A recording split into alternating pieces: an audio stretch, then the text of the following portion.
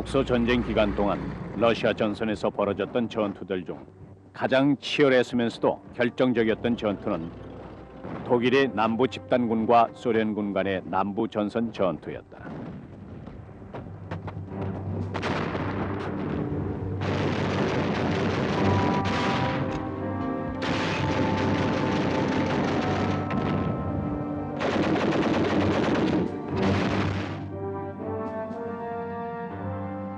공포의 세바스토폴 봉쇄, 치열한 스탈린그라드 전투와 전격적인 요새 작전, 그리고 악몽 같은 코르선 포켓의 고립 등이 모두 남부 전선 전투에서 일어났다.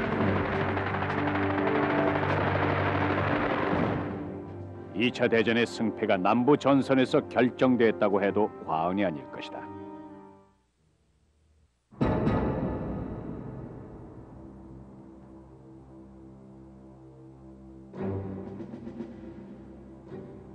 히틀러가 러시아를 공격하기로 결정하면서 육군 최고사령부는 공격에 참여할 3개의 집단군을 조직했다. 탱크 3,500대가 지원하고 350만 명 이상의 병사들이 참전하는 거대한 규모의 부대였다.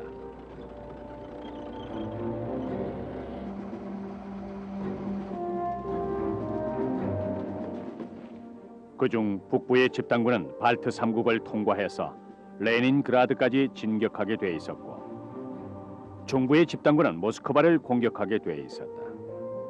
그리고 남부의 집단군은 소련의 남부로 진격해서 오데사와 크리미아를 함락시킨 다음 코카서스 지방의 유전을 차지하는 것을 최종 목표로 삼고 있었다.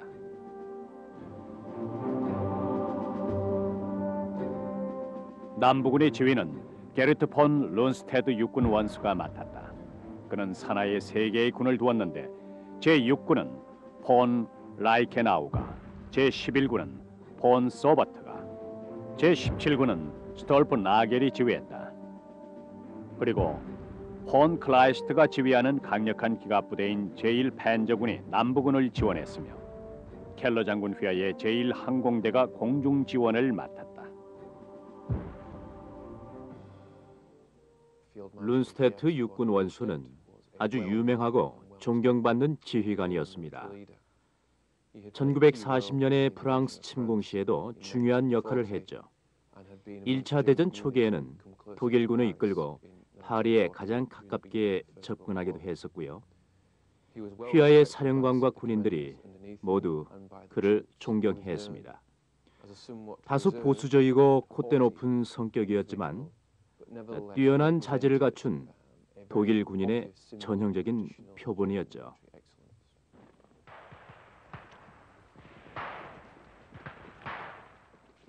다른 두 집단군과는 달리 남부군에는 독일 사단 외의 병력도 있었다. 제11군 병력의 상당 부분이 루마니아 군사들이었다. 이 병사들은 용감하게 싸울 의지와 능력은 있었지만 독일군에 비해서는 장비나 훈련 상태가 열악했다.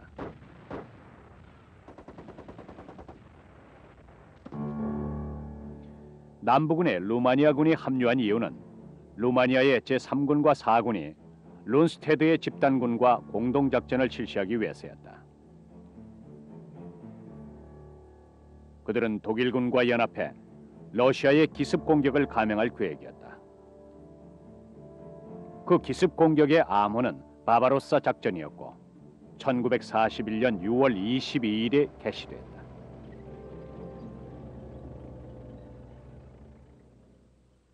독일의 소련 침공 초기 단계에서 루마니아의 병력은 남부 전선의 작전 수행에 큰 힘이 되었습니다. 독일군이 남부 전선의 북쪽 지역에서 조금 주춤할 동안에도 그들은 소련의 방어선을 뚫고 적의 의표를 찌르는 공격을 계속했으며 전 지역에서 동쪽으로 전진해 나갔습니다. 그러니 그들이야말로 독일군의 전력에 아주 중요한 도움을 주었다고 할 수 있겠죠.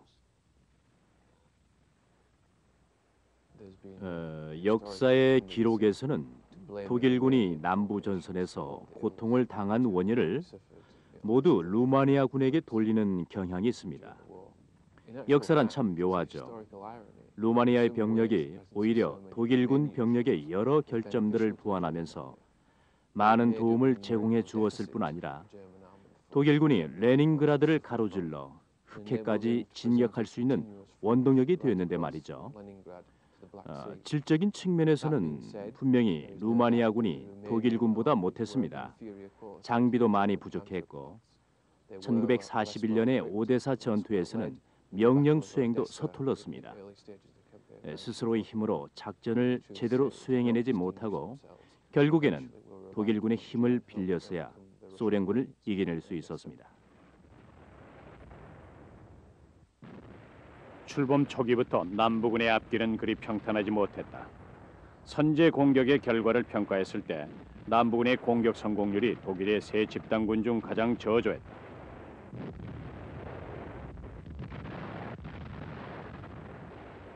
북부군과 중부군이 수백 킬로미터씩 진군하는 동안 남부군은 남서쪽 전선에서 소련 붉은 군대의 거센 저항을 받았기 때문이었다.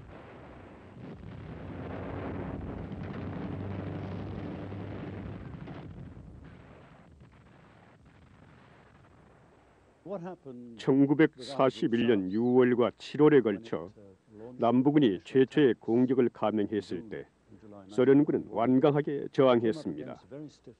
우선 남서쪽 전선에서는 키예프 특별구역 내에서의 저항이 특히 심했죠. 아마 소련에서 가장 강인한 전선일 것입니다. 일찍이 소련의 지휘부에서도 이 전선이야말로 기갑, 항공, 보병, 지원부대 등 모든 측면에서 독일의 반격을 가할 수 있는 전선이라고 생각했었죠.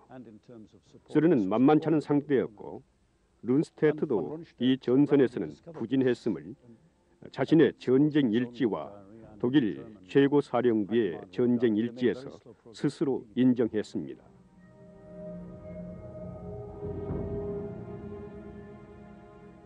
일반적인 기준에서 보자면 남부군이 개전 초에 거둔 전과는 훌륭했다. 그러나 중부군이나 북부군에 비해서는 부진한 편이었다.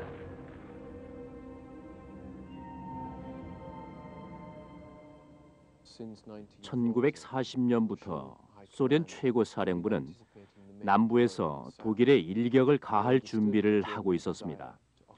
독일이 농작물과 경제적 자원을 탐내서 우크라이나 동부 지역을 노리는 것을 잘 알고 있었죠. 그래서 그들은 최고 수준의 기계와 병력을 남부 전선에 배치해서 독일에게 커다란 피해를 입히려는 작전을 세웠습니다. 그러니 개전 초기의 기간 동안 남부군으로서는 진격해 나가기 위해서 더욱더 오랫동안 치열한 전투를 벌여야 했던 거죠. 그러나 서서히 목표 지역들을 점령하면서 드디어 7월경 남부군은 첫 번째 승전보를 알리게 된다. 우만 근처에서 러시아 군인 10만 명을 포로로 잡았으며 그들은 계속 진격했다.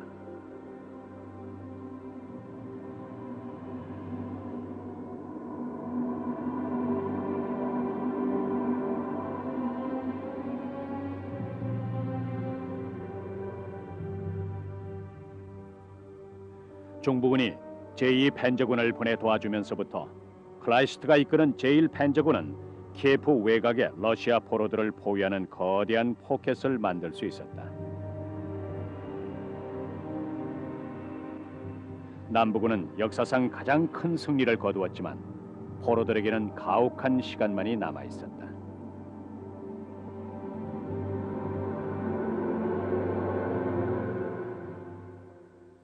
독일군은 소련군 포로들 때문에 어려움을 많이 겪었는데 그 거대한 규모의 포로들을 관리할 준비가 전혀 안 되어 있었기 때문이죠.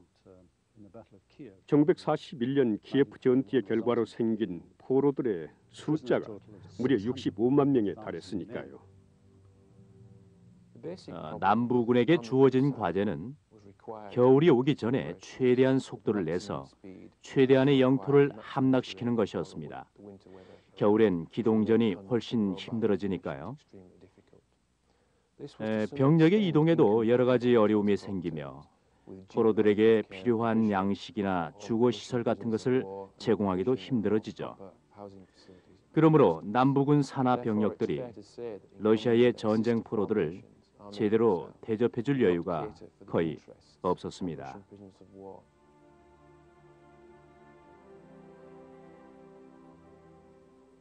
포로들의 행렬이 직결지까지 행군하는 동안 병들거나 쓰러진 포로들은 청사를 당했습니다.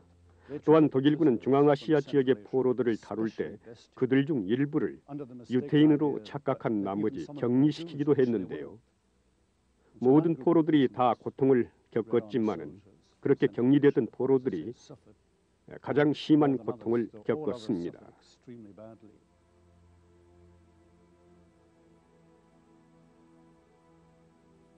그런데 키예프 근처에서는 이런 일도 있었습니다. 당시 그곳에는 이탈리아의 포로들이 많이 있었는데 독일군들이 이들 중 상당수의 포로들을 자유롭게 해주었다는 것입니다. 점령 지역의 주민들에게 좋은 인상을 심어주기 위해서였겠죠. 개전 첫 해에 남부군이 거둔 다른 승리로는 루마니아 제4군이 3개월간의 봉쇄 끝에 얻어낸 오데사의 함락을 들 수 있다. 그리고 크리미아 반도를 함락시켜서 1942년 10월 30일까지 대부분의 땅이 독일군의 수중에 들어갔다. 요새 도시인 세바스토폴만 남아 있었지만 이마저도 독일의 제17군이 봉쇄시키고는 무자비하게 공격했고 제1항공대의 비행기들도 무자비한 공중 공격을 퍼부었다.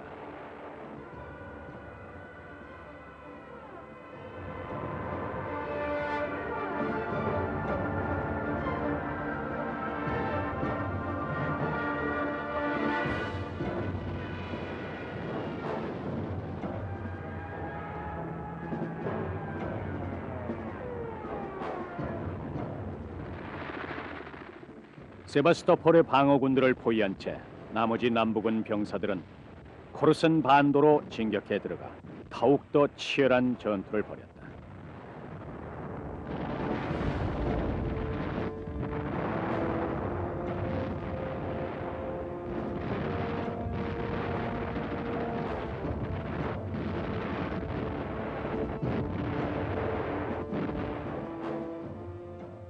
(10월) 말까지 남부군은 북쪽의 카르코프에서 남쪽의 흑해에 이르는 긴 전선을 구축했다.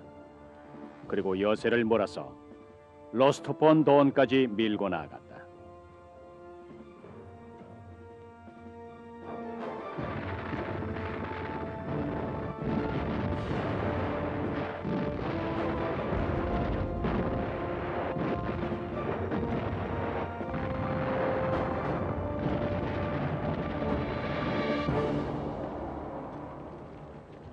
그러나 군용 물자를 공급하는 보급선이 과도하게 길어지고 병력들도 지쳐가면서 남부군의 전과는 점차 미미하게 줄어들어 히틀러를 별로 기쁘게 해주지 못했다.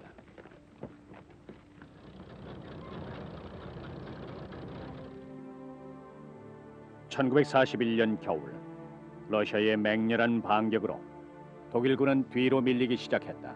론스테드는 개전 후 처음으로 후퇴를 허가해 줄 것을 요청했다. 룬스테트 육군 원수는 이미 1941년 11월 9일부터 남부군의 작전을 중단시키고 싶어 했습니다. 남부군이 너무 멀리 나가서 병참선을 제대로 지키기가 힘들 것으로 판단했기 때문이죠. 하지만 히틀러는 이를 거절했고 토마첸코 원수가 이끄는 소련 군대가 드디어 모스크바에서 대반격을 시작했습니다. 11월 28일 제1펜저군이 룬스테트의 동의하에 로스토프를 내주었죠. 그리고 미어스강 뒤쪽에서 동절기를 효과적으로 버틸 방어 지점을 포착하기 위해서 120km 서쪽으로 후퇴하겠다고 요청했습니다.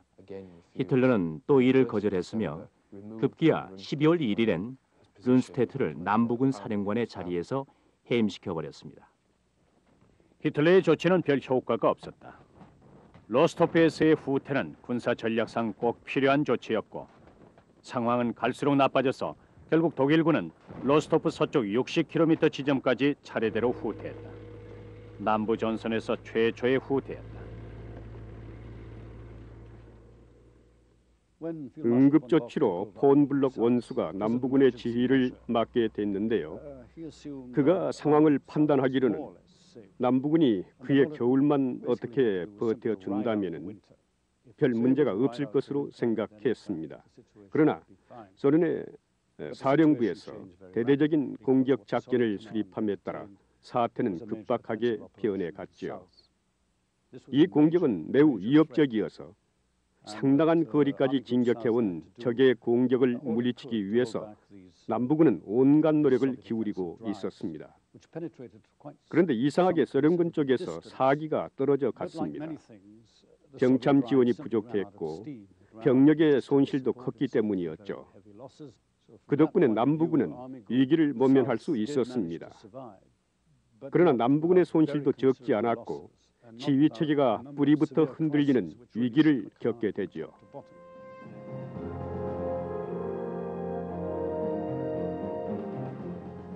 러시아에 파병된 독일군에게 1941년은 어떤 기준으로 보더라도 성공적인 해였다.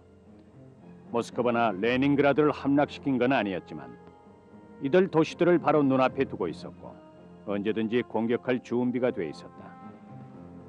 그래서 1942년 전투의 초점은 당연히 모스크바가 될 것으로 예상했다. 그러나 히틀러는 세간의 예상을 깨고 1942년 전투의 전략적 초점을 남부군 쪽에 두었다.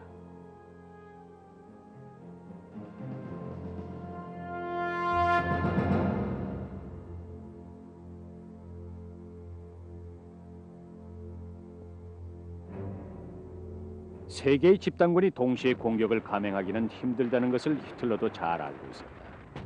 그래서 그는 남부 전선의 전투에 모든 관심을 기울였다. 그렇게 함으로써 스탈린을 혼란에 빠뜨리기도 했다.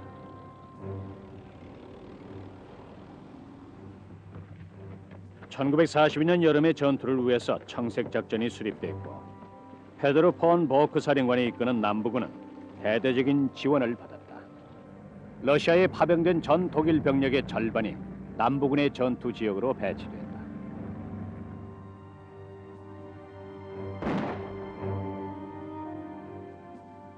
거대해진 남부군을 좀 더 효율적으로 지휘하기 위해서 A 집단군과 B 집단군으로 지휘 체계를 분리시켰다. B 집단군은 카르코프로부터 스탈린그라드를 향해 진격했다. 반면 A 집단군은 로스토프 주변에서 공격을 개시했는데 이는 코카서스 산맥까지 정복 지역을 넓히고 유전 지역을 차지해서 전쟁을 계속할 수 있는 재원을 조달하기 위함이었다. 1942년까지 전개된 전쟁은 그 성격이 많이 달랐습니다. 그때까지 2차 대전은 독일과 이에 맞선 세 나라, 즉 세계 최대 제국인 영국, 세계 최대 규모의 경제를 운영하는 미국, 그리고 세계 최대 규모의 군대를 가진 소련과의 대립이었죠. 그러니 독일군으로서는 1942년 소련의 일격을 가해서 그들을 완전히 쓰러뜨리든지 아니면 최소한 미국과 영국의 연합군을 상대하는데 방해가 되지 않게 해야 했습니다. 따라서 독일의 사령관들은 석유가 나고 곡창지대로 유명한 소련의 남부 지역을 주목하기 시작했습니다.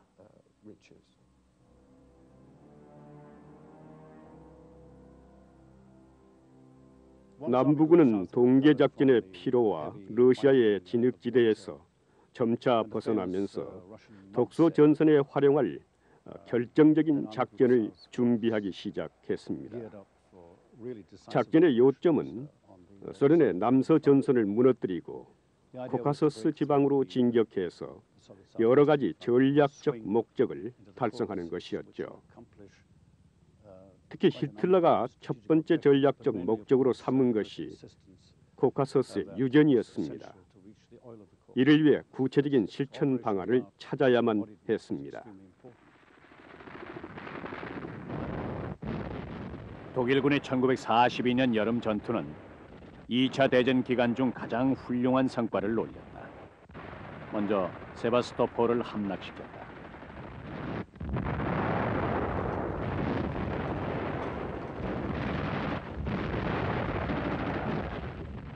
이 도시의 방어군은 무려 258일 동안이나 독일의 봉쇄에 맞서 격렬하게 싸웠지만 독일군의 총칼 앞에 결국 무릎을 꿇고 말았다.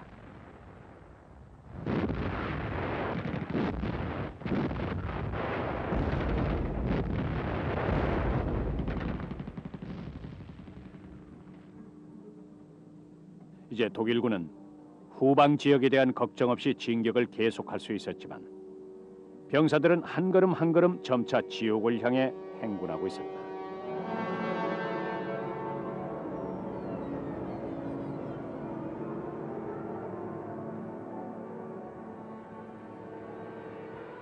우선 스탈린그라드의 제공권을 장악하기 위해서 독일 공군은 공중 공격을 퍼부었다. 그러면 도시 수비대가 항복할 것으로 생각했다. 그러나 오히려 소련군의 방어 진지만 강화시켜준 셈이 되고 이 때문에 결국 여기서 2차 대전 중 최악의 끔찍한 사태가 벌어지게 됐다.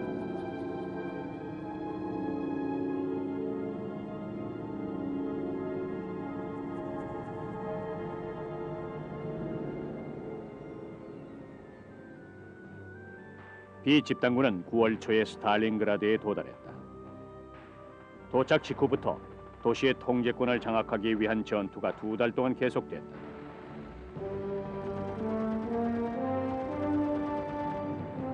전투는 매우 치열하고 힘들었지만 그때까지도 더 큰 재앙이 닥치리라고는 거의 예상하지 못했다.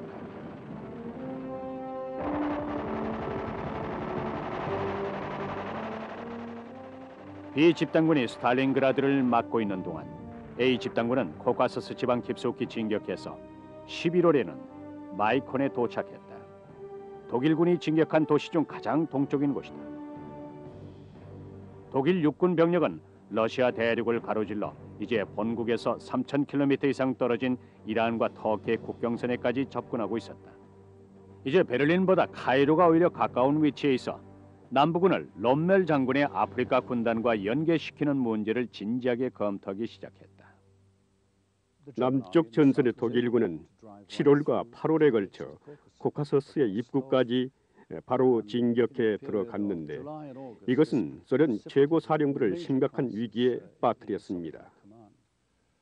스탈린은 소련이 커다란 위기에 직면해 있다고 경고했습니다.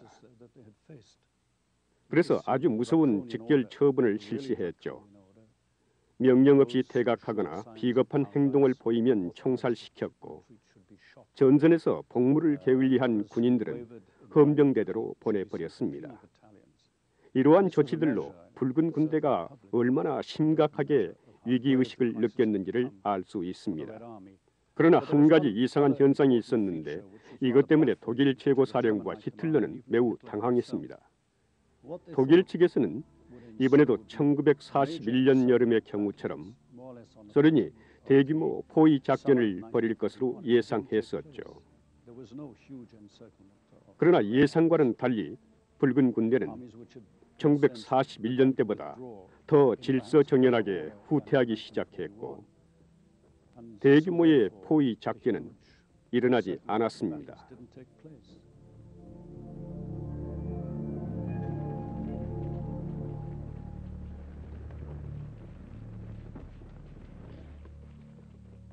마이코프의 유전 점령은 독일군에게 큰 의미가 있었다. 그래서 전략적으로 중요하진 않지만 유명한 홍보 행사도 벌였다.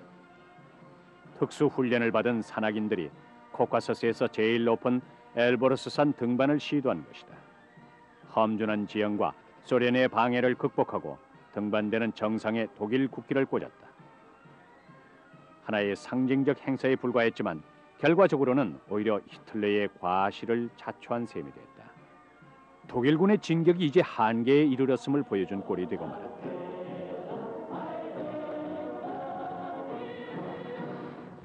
북쪽의 스탈린그라드로 불길한 구름이 몰려들면서 폭풍이 몰아치려 하고 있었다. 비집단군은 스탈린그라드를 공격해 들어갔습니다. 파울루스 히아의 제6군은 아주 성공적이었죠. 소련의 전선을 뚫고 진격했고 돈 지역도 점령했습니다. 그 다음 스탈린그라드로 향했죠. 펜저군의 과감한 공격에 힘입어 도시를 둘로 가르며 북쪽으로 진군해서 볼가에까지 이르렀죠. 모스크바에 요란한 경계 경보가 울렸습니다. 그러나 도시에 진격해 들어가는 것이 곧 도시를 점령하는 것은 아니었습니다.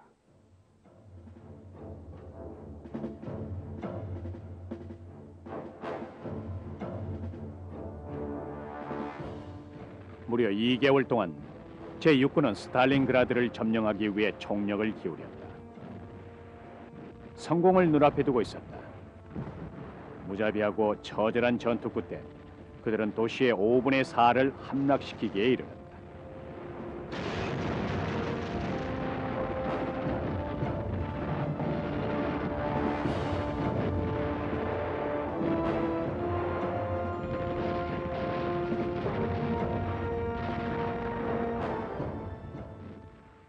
스탈린그라드 전투에서 역설적인 부분은 어느 쪽도 전투를 원치 않았다는 것입니다. 독일도 원치 않았고 소련도 원치 않았죠. 단지 스탈린그라드에는 그들의 체면이 달려 있었던 거죠. 군사적 이유가 가장 컸겠지만 정치적, 심리적 측면도 무시할 수 없었을 겁니다. 히틀러나 스탈린에게 스탈린그라드 전투는 그런 의미였습니다. 그것은 의지의 시험대였고 희생의 시험대였으며 역량의 시험대였고 정치적 신호탄이 되었죠. 그러므로 이 도시를 점령하기 위해서 제6군은 조금씩 도시 안으로 접근해 들어갔습니다. 붉은 군대는 풍전등화의 상황이었지만 독일군의 전력 또한 한계에 도달해 가는 것을 알고 있었다.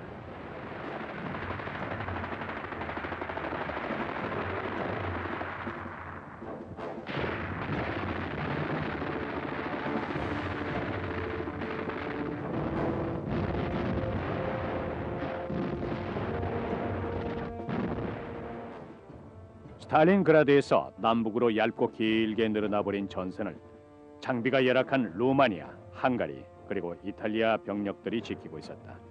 이제 이들 사단을 향해서 소련의 공격이 시작되려 하고 있었다. 독일 최고사령부에서도 위험을 감지하고 있었다.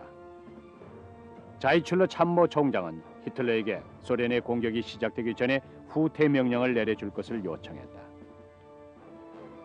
그러나 히틀러의 고집은 완강했고 볼가에서 후퇴하기를 거부했으며 그 결과는 불을 보듯 뻔했다.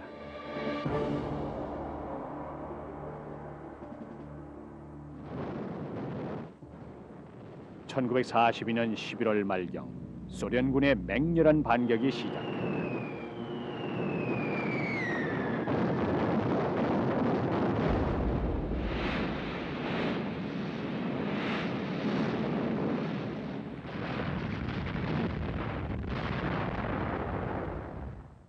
독일 제6군에게는 뼈아픈 일이었지만 소련이 테코파빌 근처에서 남측 공격을 시작하고 스탈린그라드와 북쪽 방면에서의 공격까지 가세한 것은 효과적인 작전 변경이었습니다. 소련은 원래 북쪽 방면에서만 제6군을 공격할 작전을 세웠었는데 이 작전은 아무 효과가 없었죠. 그래서 두프 스타브스키가 이끄는 소련 최고 사령부는 작전을 변경하기로 결정했죠. 제6군을 단순히 도시 주변에서만 포위할 것이 아니라 범위를 더 넓히기로 했습니다. 이중으로 포위를 한다는 것인데 일단 도시를 에워싼 다음에 좀 더 넓은 범위의 측면 공격으로 더 철저히 봉쇄해버리는 거죠. 포위된 제6군의 사령관 폰 파울루스는 지원 병력이 도착할 때까지 굳게 버틸 것을 명령했다. 그 지원 병력은 폰 만슈타인이 이끄는 돈 집단군이었다. 돈 집단군은 격렬한 전투 끝에 스탈린그라드 내부로 50km까지 진군에 들어갔다. 그러나 파울루스는 히틀러로부터의 명령 없이는 탈출할 수가 없다고 주장했다. 1942년 11월 말부터 12월 초는 봉쇄 초기 단계였기 때문에 만약 후퇴 명령이 떨어졌더라면 제6군은 탈출할 수 있었습니다. 왜냐하면 소련군이 스탈린그라드 내에 제6군을 포위했을 당시에 그들은 독일 병사들을 8만에서 10만 정도로 추정했었는데 실제로는 25만 이상의 병사들이 그 안에 있었습니다. 그러니 만약 그 기간 동안에 제6군 사령관 폰 파울루스가 남서쪽으로 탈출하라는 허가만 받았더라면 제6군은 그곳을 탈출해서 계속 전투력을 유지할 수 있었을 거라고 봅니다.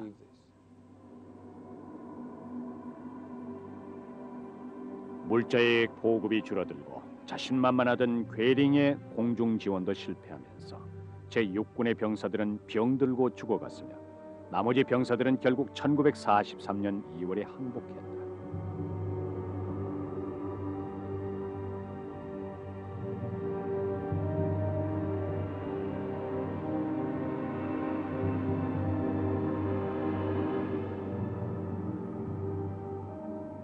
(9만) 명의 병사들이 포로가 됐고 그중 살아서 귀향한 병사는 5천 명에 불과했다.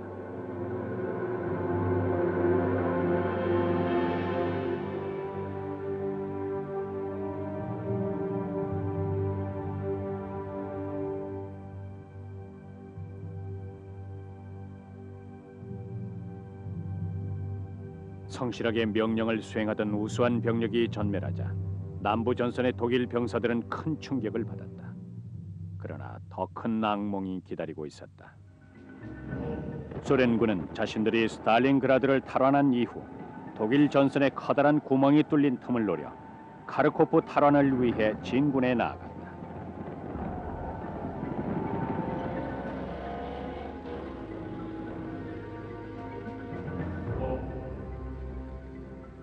남부군의 상황은 아주 암담했다. A 집단군도 코카서스 지방에 갇히게 될 위험이 컸다. 폰 클라이스트는 히틀러의 후퇴 허가를 애타게 요청했고 그의 부대는 가까스로 탈출할 수 있었다. 만약 제6군이 스탈린그라드에서 그렇게 오래 버티지 않았더라면 A 집단군의 코카서스 탈출도 불가능했을지도 모른다. 1943년 1월에 그들은 아슬아슬하게나마 탈출할 수 있었다.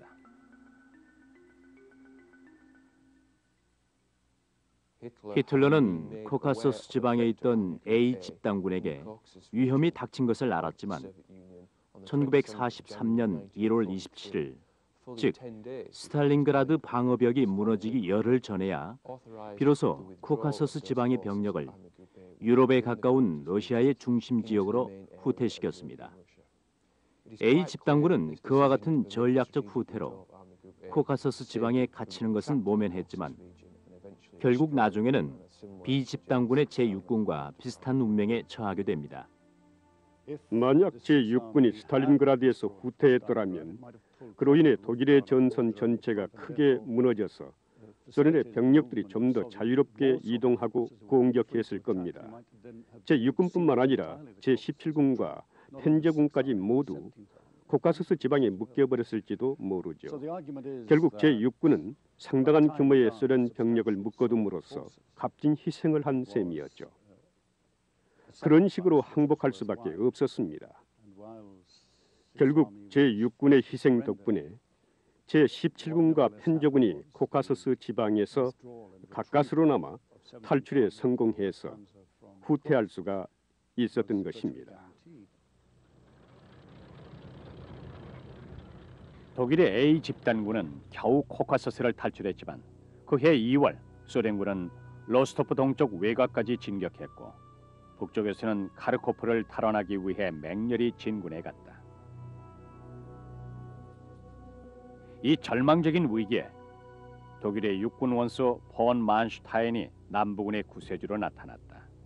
그는 혼란에 빠진 병사들을 잘 수습해 소련군의 진격을 막았을 뿐만 아니라 독일 병력을 이동시켜서 반격을 시도하기도 했다.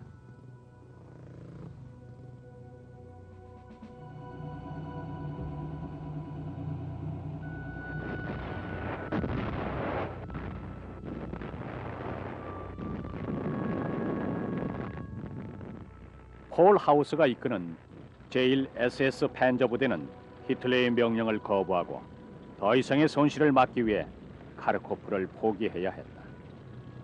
이제 만슈타인의 지휘하에 독일군은 다시 카르코프를 공격했고 다시 함락시켰다. 이때의 치열했던 전투를 제3차 카르코프 전투라 부른다.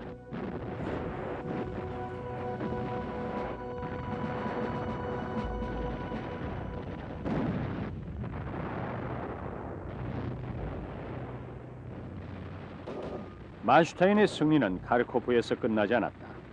1943년 6월까지 그는 만슈타인의 기적이라 불릴 정도로 놀라운 역전을 여러 번 보여주었다. 거의 모든 지역에서 독일 전선이 심하게 붕괴되어 가고 폐색이 짙을 무렵 만슈타인이 남부군을 맡았습니다. 그가 시도한 공격들로 인해 러시아군은 크게 흔들렸죠. 더 중요한 것은 봄이 오기 직전에 전선을 재정비했다는 사실이었습니다.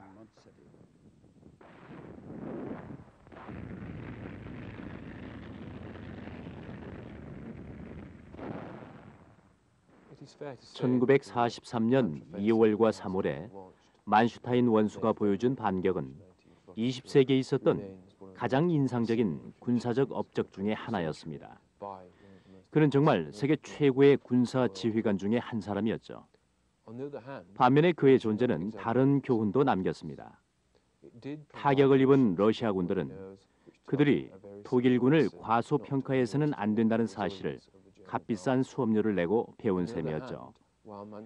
한 가지 더, 만슈타인은 카르코프를 비롯해서 상당한 부분의 영토를 러시아로부터 다시 빼앗았는데요. 전략적 측면에서 그의 업적을 평가하자면 결국 독일군이 1942년 6월까지 소련 남부 지역에서 작전을 수행하던 상태로 되돌려 놓은 셈이었습니다. 만슈타인의 승리에 힘입어 히틀러는 다시 안정된 전선을 구축했고 2차 대전에서의 마지막 대공격인 요새 작전을 감행하게 된다. 이때가 러시아에 파병된 독일 병력의 전성기였다.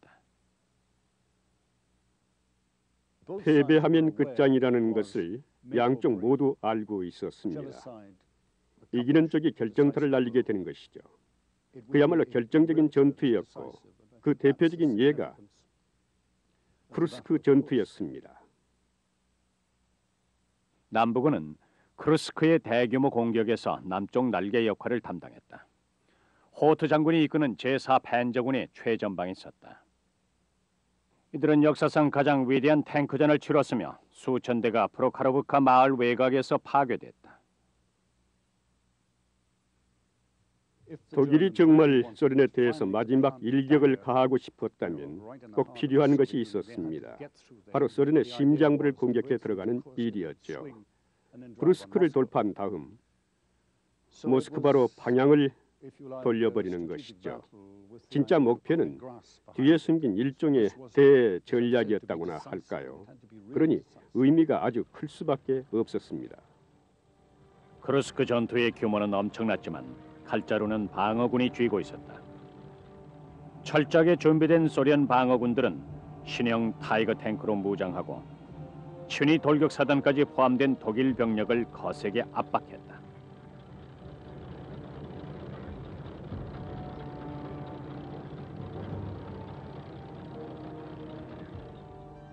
표범의 얼굴을 한 독일의 신형 장갑차들이 크루스크에서 첫 선을 보였다. 엇갈린 운명 속에 코끼리 모양의 대전차포도 같이 모습을 드러냈다.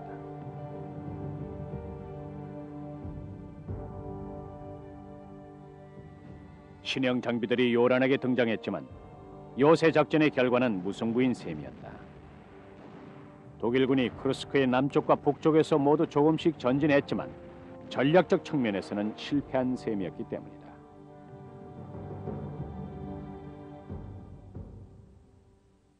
군사적인 측면만 생각한다면 크루스크 전투가 동부 전선에서의 대전환점이 되었음에 의심할 여지가 없습니다.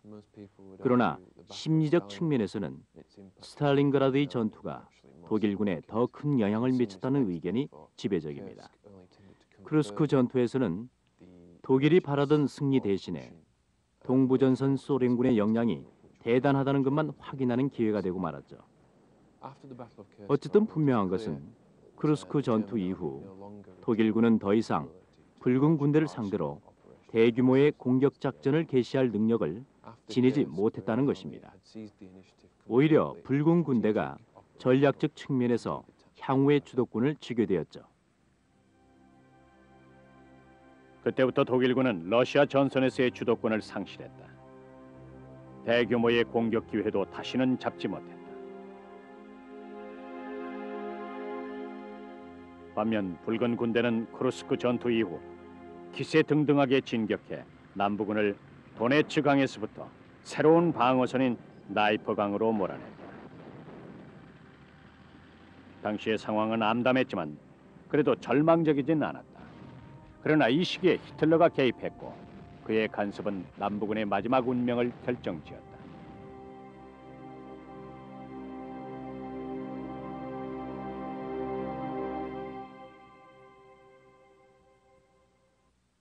위험성이 높은 것을 알면서도 히틀러는 제17군이 크리미아 반도에서 퇴각하는 것을 허락하지 않았고 무슨 일이 있어도 사수해야 한다고 주장했다.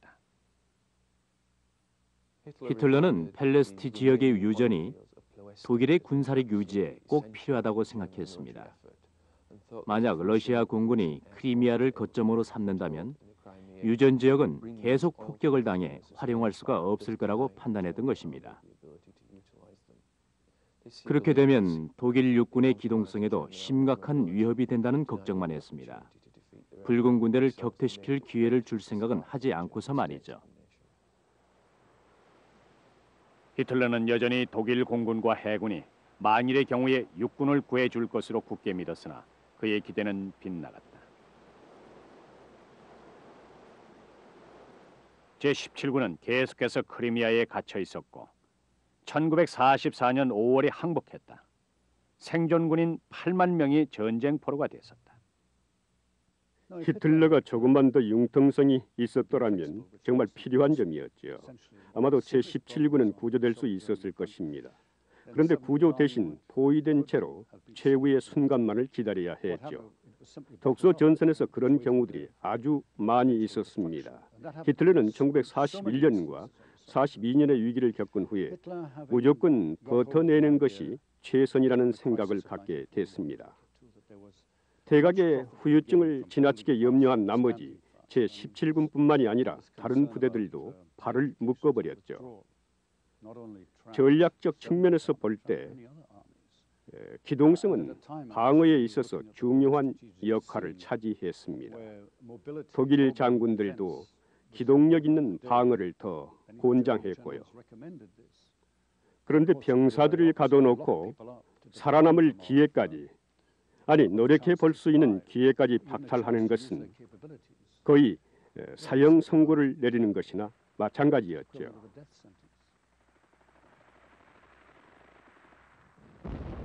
그때부터 계속해서 남부군은 치열한 철수 작전을 벌여야 했다. 그들은 완강하게 저항했다. 그래도 결사적인 전투 끝에 갇혀있던 3만 명의 병사가 코르선 포켓 근처에서 탈출하기도 했다. 역경 속에서 거둔 끈질긴 노력의 결과였다. 3만 명의 독일 병사들이 코르선 포켓을 빠져나오긴 했지만 독일 사령관들은 그들의 상태를 보고 놀랐습니다.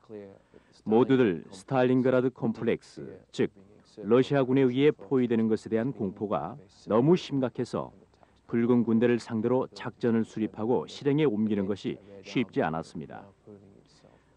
오히려 붉은 군대가 자신들이 반격 능력에 대해 자신감을 가지고서 1941년과 42년보다 더 큰 규모의 작전으로 독일을 공격했죠. 그러므로 1943년과 44년의 겨울 전투는 중요한 전환점이 됐습니다. 그때부터 독일군은 대규모 작전 수행 능력을 상실한 반면에 붉은 군대는 옛날에 독일군이 가졌던 특유의 배짱과 기술로 작전을 수행하는 능력을 얻게 되었습니다.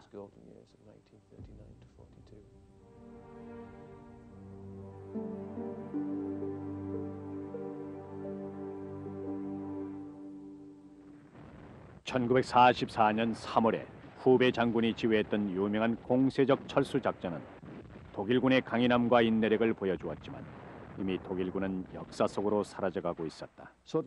소련군의 작전에서는 방어적 전략에서 공격적 전략으로의 전환 같은 신속한 행동 전환이 결정적인 역할을 했습니다. 최대한 빨리 그리고 멀리 이동해서 최대한의 영토를 확보하는 거죠. 스탈린은 계속해서 병사들을 진격시켰고 그 결과 1943년 겨울부터는 독일군의 남쪽 날개가 더 위태로워졌죠. 이러한 흐름은 1944년의 겨울과 이듬해 봄의 절정에 달해서 소련군은 우크라이나 지방 깊숙이 진격해 키예프를 점령하고 계속해서 서쪽으로 진군할 태세를 보였습니다.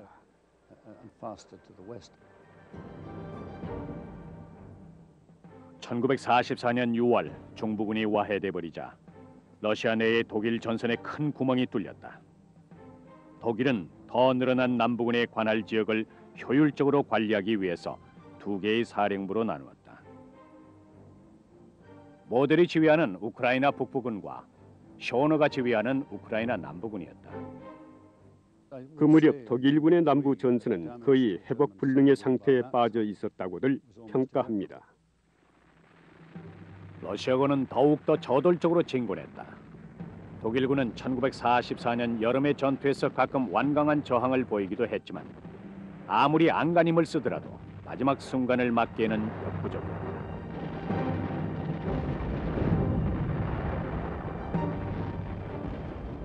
(1944년 9월 20일) 남부군은 원래의 이름을 되찾았고 프라이스너 장군의 지휘하에 남은 병력을 모아 전열을 가다듬었다. 그러나 파국을 그리 오래 미룰 수는 없었다.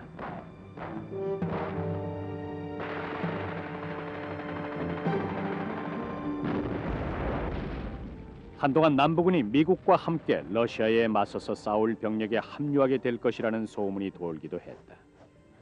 당시 그들은 지푸라기라도 잡고 싶었다.